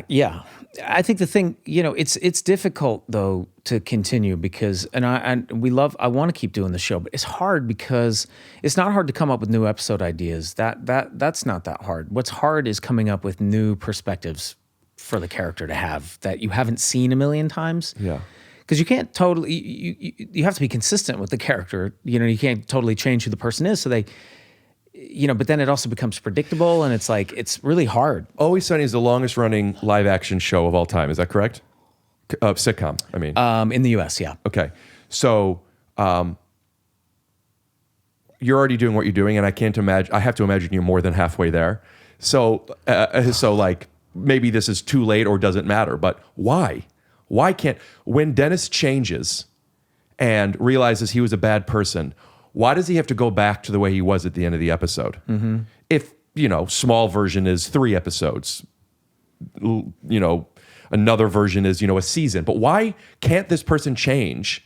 And then like the way that another thing that I didn't make the observation, but Charlie said on one of your podcasts was like the dynamic between him and Frank, like once they saw their life and how they were like picking their toenails and Gulp. Less it was about change and more about shine a magnifying glass on this relationship. But like he said, it forever changed the dynamic in his character. I don't know how true that is or isn't, but like, why not in season, what was it, 14? Yeah, we have done that 16 actually. We just 16 was our last season, and we have done that Forever. We had Mac come out of the closet, Right. Yeah. and that did change his character quite a bit. He was like this kind of hyper masculine, female chasing, closeted gay man for a long time, and then when he came out, he changed. Also, him coming out then, and this is me, none of my business and it's judgment, but like he better at some point because otherwise it's just hacky. Like you can only do that joke or that point of view so many times. Also, with the cultural shift of what that is, that's just, that on its own isn't funny enough. Yeah. I mean, it's layered, but like at a certain point, so like, and this isn't a question about you or Always Sunny, but just like television in general, like musicians change, good ones, lasting ones, change who they are, if not every album, every decade. Like they're not the same thing anymore. And actors, they could do that when they take on new roles and get to play. But why can't you do that within a show? Just change it. Yeah, I think you can, and you either get away with it or you don't. BJ Novak in The Office did it. I never watched it. Every season, he was a completely different person. But Really? like that was Is that the right? joke. Yeah, he was this timid person. Then he becomes like the VP, and he even has like a beard, like a proper like trimmed down beard, and he's very alpha now, and he's in charge. And then Do they acknowledge it? I don't think so. I don't know. I don't think so. But funny. every season or almost every season, he's in 6 or 8 of them. I don't remember if he's in the last 2. I don't think he is. Yeah, I think every season he's a completely different archetype. And that was the joke. That's pretty great. I like that. No, look, you could do it. I mean, it's I liken it to. I mean, I know I keep going back to the music analogy, but it's how my brain. It's how my brain works. Like I almost think of us. I've said this before, but like I think of us more like a band than a group of writer actors, because that's what it feels like. It feels like we get together, we write the music, we perform it, put out a new album every year, whatever. Anyway, it would be a little bit like, hey, we're not doing heavy metal anymore. We're gonna put out a jazz album. Queen. I just rewatched. It's not my. What did they do? I just rewatched the movie. I never really listened to that. Oh, I did love Queen. Yeah. Do love Queen, but I didn't make this observation because also all the music were already out by the time I started listening to them. But their albums change, and like at this point, they don't want to do this. They already did this genre. Maybe they want to go into disco, or they want to go into opera, or they want to go into blah blah blah blah. Just the idea of like, we did it already. Yeah. Yeah. Look, that kicks ass, and if you can do it, if you can pull it off. Great. And look, more importantly, if that's what you want to do and somebody's going to pay you to do it, fucking do whatever the hell you want. Yeah. I mean, I have no issue with it, but you are going to ostracize a certain group of fans. I mean, there are going to be people who are like, I missed the... there'll be people who understand that are like, I get it. I get the guy. Miss the what? The character? Yeah, I missed the show. I missed my show. That's not my show anymore. Oh, yeah. It wasn't That's necessarily not the tone of the show. Like, there's some shows, a lot of times when comedies win an award their first season, their second season, it's too serious. Have you noticed that? And I could think of a fair amount of examples. Really? I'm not going to tell you. Yeah, we'll bleep. No, I don't want to. Okay. I don't want to talk about it. Because I'm being judgmental of other people's stuff. Well, and by the way, I feel bad for saying I haven't seen The Office. I've seen like bits of it, but I was such a huge fan of the British Office. Such a Juilliard guy.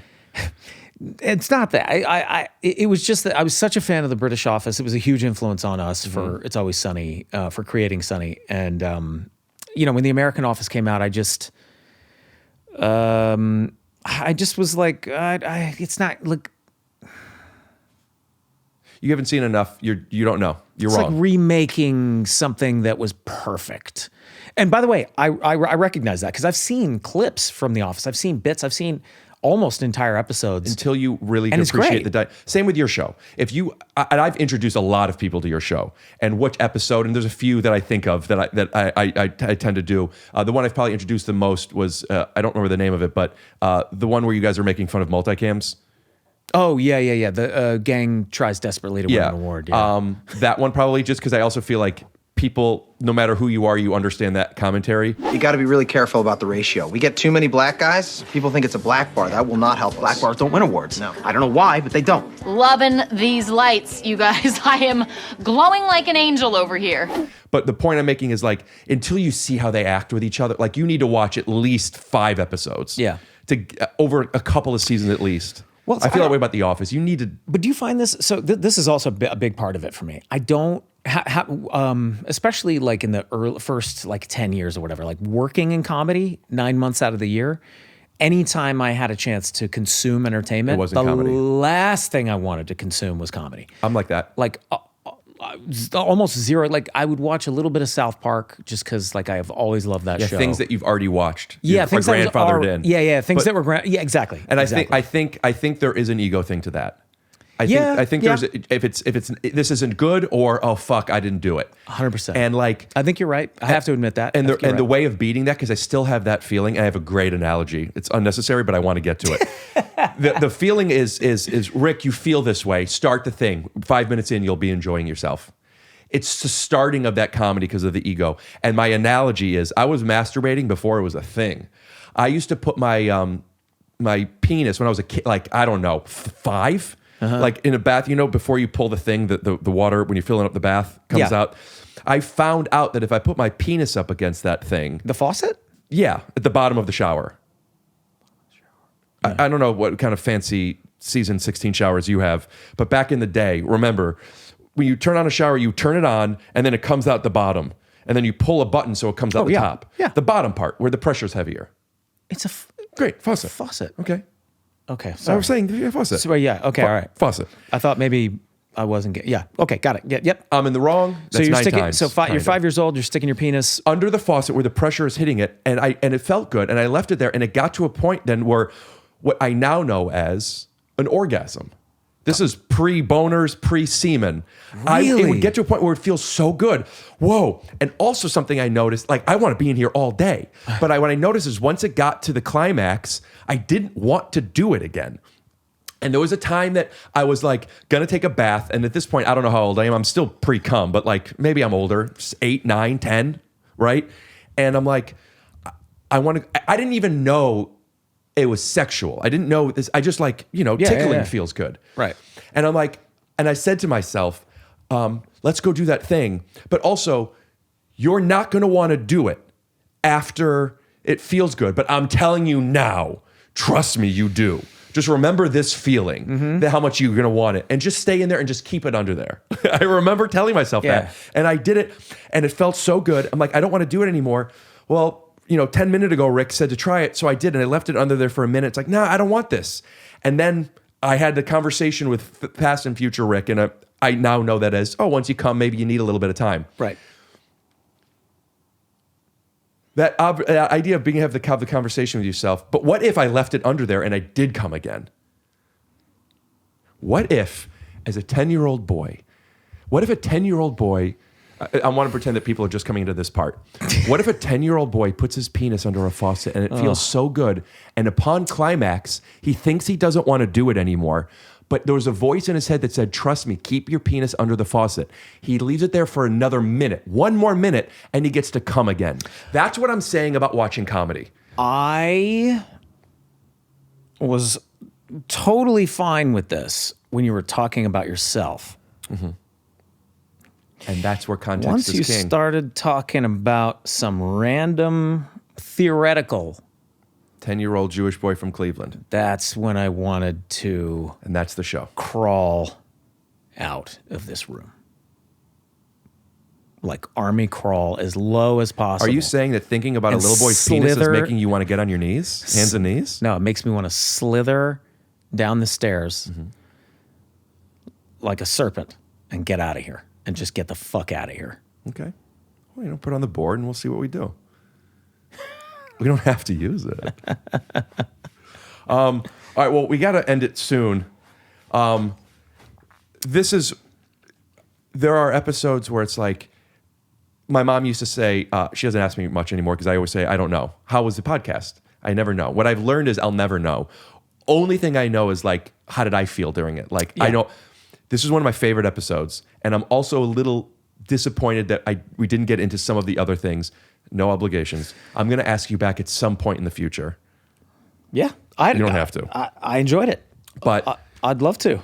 We didn't even really get in that much into... Go ahead. You had other questions. Yeah. What did you want to get into? Well, you brought something up that was a big part of my life, of that conversation that Rob had with you. Yeah. My old boss and showrunner, Bill Lawrence, had to send me an email about something. And I got kicked out of this basketball game, and it changed my life. What was it? I'm gonna. You play basketball?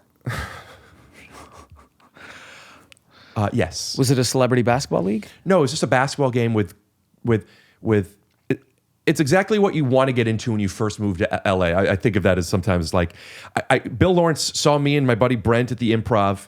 We ended up getting into his basketball game with comedy writers. Okay. And it was just playing basketball, getting competitive, becoming friends with the people that you're fans of and do what you want to be doing. And then that's how we got our first jobs. And I was in this basketball game with him for years before but the show came out. Then we're on this show for 3 years. And then years after the show's canceled, we're still in this every week. And what show? It's called Undateable. Oh, okay. It was an NBC sitcom. I remember. And after 7+ years of being in this weekly game, Bill sent me an email. I've talked about this on the podcast. I made a video called I'm Phenomenal that is this. You're not aware of how other people perceive you. What are you talking about? okay, you're always on, you know what I mean? And you're really loud. And with people you don't know very well, you're abrasive. Hit that, Baldy. Good take, you idiot. Get back! Cut! Ball! Did I do that? Whoopsies. Urkel, bitch. You know what I mean?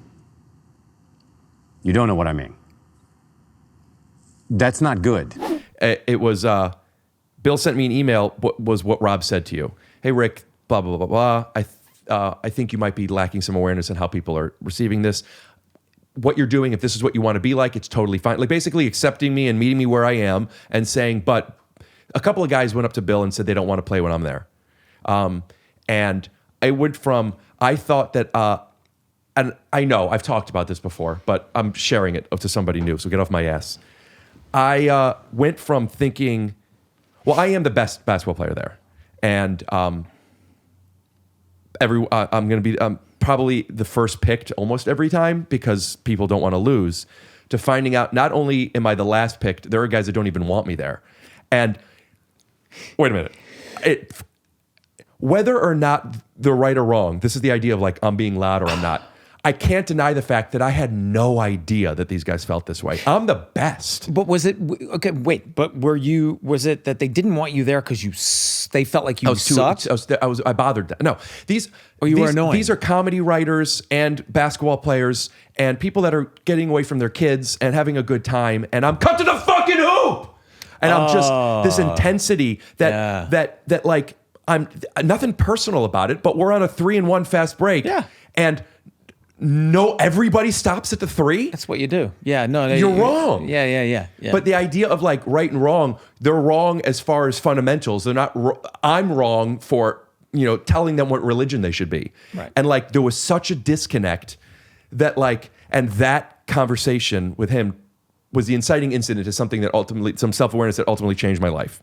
And I would have an episode with you talking about what Rob said and looking back on before it and after it and how long was that standard deviation of like, because I'm sorry, but you said it changed things for you. Yes. Right? It did. I mean, there's not that much time and we have to wrap up, but like, I could tell you what I was like on a basketball court before that moment, today and 10 years ago. And I could tell you, and the Venn diagram of my behavior that's different, my feelings have not changed, just my recognition of others. Being accepted allows you to have self-awareness and awareness of others. Yes. And it's almost like you need to be allowed. Once someone accepts me, it's like, all right, fine, I'll do it. And like, what has been unlocked for you? Do you want to actually know, or do you want to save this for part 2? If you're willing to have a part 2, I would love you to give me a teaser if you could think of something, but I don't want to put you on the spot. If you have an example, if not, we'll do it as a part 2. I think we'd do it as a part 2. Okay. But like definitely season 2, Glenn is in many ways not the same person as season 16, Glenn. For sure. A lot of that has to do with just years of experience with Rob and Charlie and other people that I've worked with. But I would say mostly them. And also just learning a tremendous amount from my wife. The way she receives you? Shout out to Jill, put her Instagram handle up here, by the way. The way she receives you allows you to be different, or the way she acts teaches you? And what she expects from me, and the boundaries that she sets, and how she comports herself. And now her I know what level comports means, but for the people that at home that don't, what is comport? Look it up. It's not my fucking job to know words for you. Okay. By the way, Lazy. You're obviously joking. There are times where I'll like do that and people don't know I'm joking, but I didn't clock that they thought I was serious. So like I've dealt with that too. I know exactly what you mean. Yeah, that's fucking to find out that somebody who has had 3 years of a different version of you. That wasn't real. Yeah, I was joking. Yeah. And to find out later though, so that's something I'm sensitive with. It's good because you're doing the joke, but you're playing it so real that a lot of people are like, is that real? And that's I said there's 2 things that we didn't talk enough. That's the other part. The how much like a religion. Ooh, I love talking about this stuff. My job as a comedian is not to be funny first. My job is to be believable first. And that doesn't mean everything I have to say has to be real, but like what you were talking about with the intention and what this character, that first, and then this, and it took me, I've said this on this podcast before, but I want to talk to you about this another time, and I'm really milking talking right now, and I just want you to know, thanks for your patience. But like, it took a very long, this was funny, but then you winked. You let them in on it. Mm-hmm. The analogy I've given was, I know Robert Downey Jr. isn't Iron Man, but he'll never look to camera and say he's not. Like, we have to create this universe and be authentic to it first. I have so many examples, and we're ending, but like, that's a full, like, I want to ask you about those things and how much, if something's believable and people are invested and they believe it, if it's not funny, it's not a swing and a miss. It doesn't matter. That's perfect. We talk about that all the time when we're writing Sunny. It's like, this moment is like, it's not funny enough. And I'm like, yes, but is it entertaining? Is it interesting to watch? Engaging too. Yes. So we are comedy first and foremost. We need to be making people laugh. That's our primary goal here, is to make people laugh. But if there are moments that aren't funny, but they're entertaining and they're interesting to watch and they're on story, sometimes that's okay too. And sometimes it's even better because it breaks up the vibe a little bit. You know what I mean? Like, the little energy shifts are interesting to me. We could talk. There's a reveal, a device that you didn't invent, that doesn't matter, but that you guys did in such, it's at least right now I can't think of a better example of the device, but the high school reunion episode of just the reveal of you guys, how great of a dancers you are, and then to reveal you guys are drunk and how bad you all look. That's just a snap to reality. You know, people do it on Instagram versus real life. I mean, it's just a simple device, but there's so many layers behind it and how important this thing is and how it builds to it, that when it snaps to reality, it's the comedy device, but it's also like, it's realistic of this is what these people are like in this high school reunion, and how similar to what I was talking about of like how you think you're this thing and you realize you're this thing. Mm-hmm. Anyway, you know what? Right. I had an edible. I think it kicked in a little. Oh. So let me end this. Do you get chattier? Yeah. Yeah. Okay. Yeah. More so I get very, I don't know too many times I've been on edibles where I'm not having silly conversation. So this is actually a relatively new feeling for me. Oh, cool. I'm feeling myself being a little too intense and holding you hostage.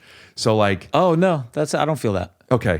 It doesn't feel that way to me. But also because I'm going to text them. I think they're here. Are they here? I'm going to tell them to come in.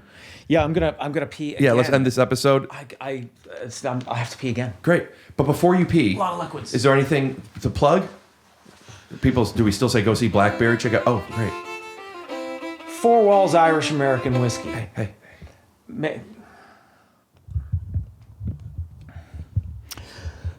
Four Walls Irish American Whiskey, made with 95% Irish whiskey from Great Northern in Ireland and 5% rye whiskey from Cedar Ridge, Iowa. It's a drink, and it's whiskey, it's alcohol, and make you feel good and make you feel bad, and taste good, and you like it, and I like it, and so we like it together. Rick likes it, even though he not drink whiskey. If you're interested in grounded comedy, or if you're interested on people breaking the fourth wall, if you're have interested yourself a on sip people of the fourth wall. What? I was just trying to. Oh, I'm sorry. I interrupted you. Go ahead. Say it again. We got it. Check out Blackberry and Always Sunny in Philadelphia and Four Walls. And 4 Walls. The 4 walls of the bar are what we're celebrating. We're about to film an episode of Adam Ray and Brent Morin. Glenn's going to come in at least for the very beginning of it. And if you want to see how smooth this 4 Walls goes down, I'm sure we'll be having a couple of shots on that episode. Theme music. 4 Walls. Oh. Sorry, it's theme music. Scoot-doo. All right, brilliant. Fear that, your friends in real life would judge? Fear of failure on camera. Fear that it was going to be too big. Fear that it was going to be too broad.